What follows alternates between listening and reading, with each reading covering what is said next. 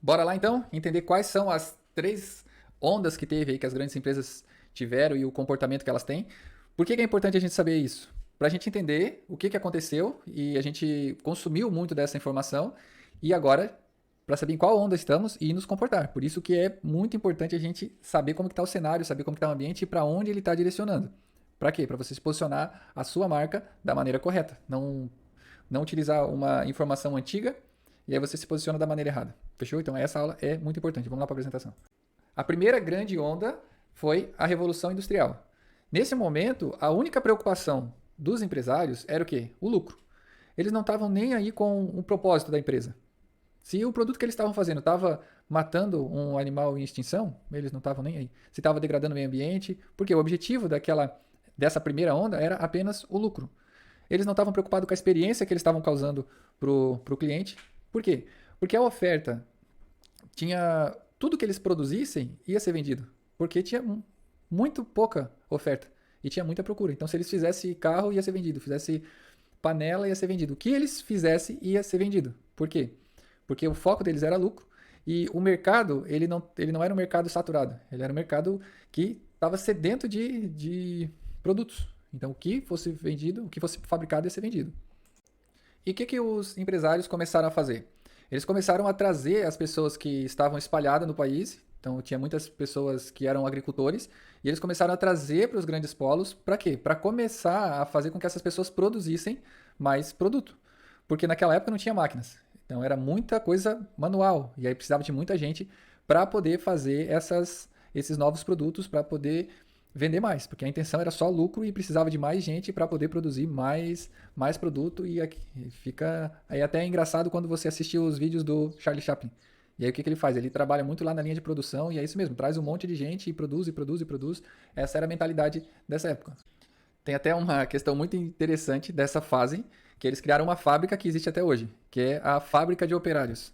É isso mesmo. Nessa época foi criada a escola e da maneira com que a gente aprende hoje, né?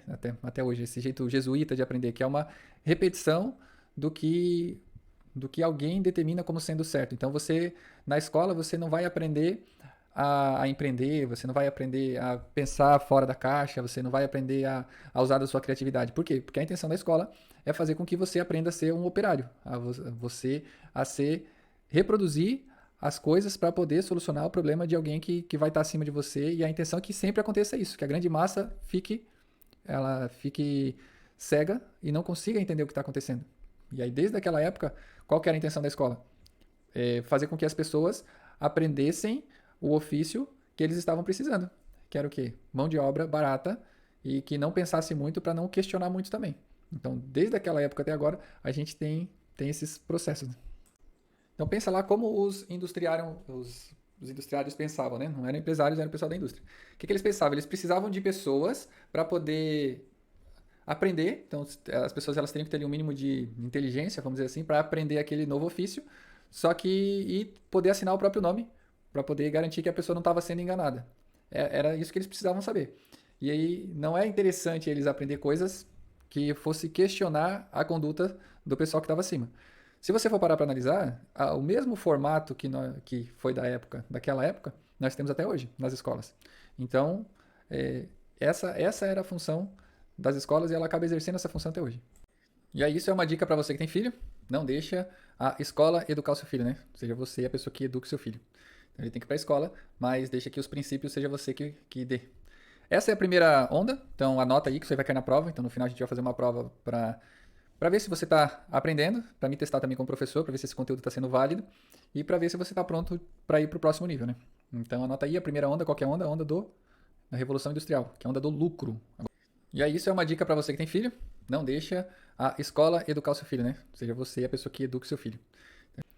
Beleza, o que a gente precisa entender? Nessa onda, na primeira onda, o foco era o lucro.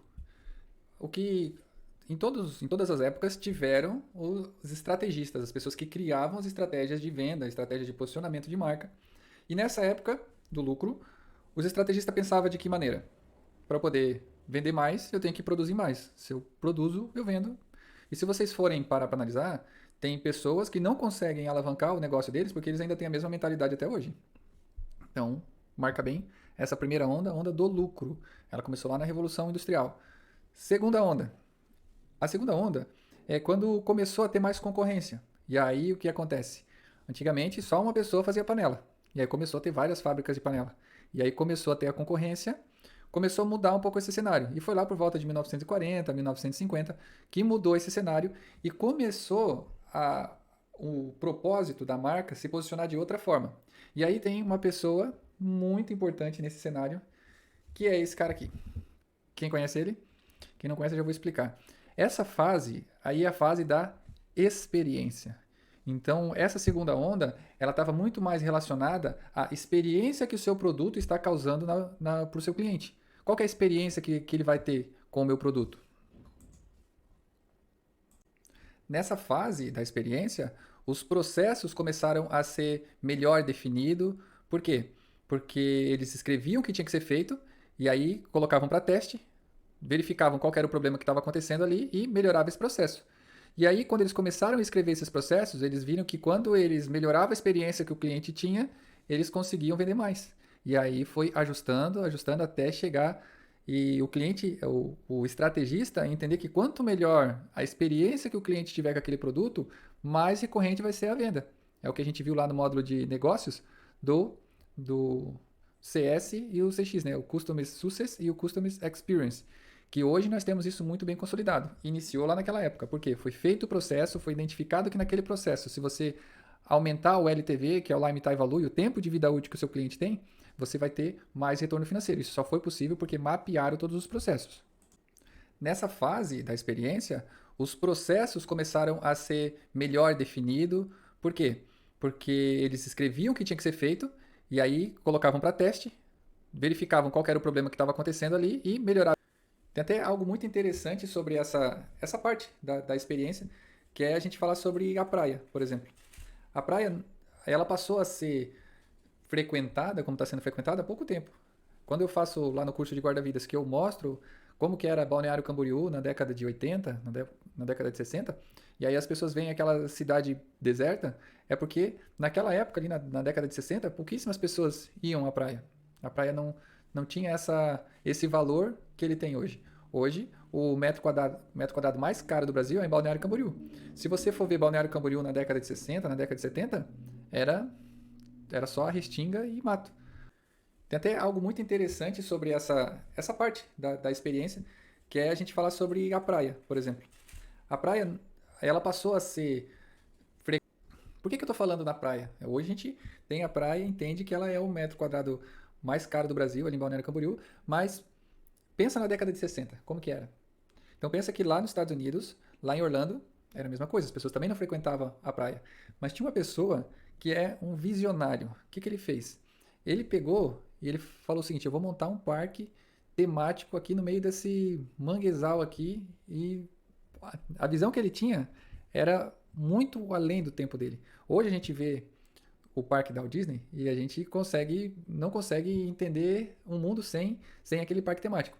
Só que naquela época, imagina, ele estava num lugar onde que ninguém frequentava, então lá na década de 60, ninguém frequentava a praia, tinha um terreno lá todo despreparado para aquela estrutura, e na cabeça dele ele tinha uma ideia que ele fazia algo gigantesco.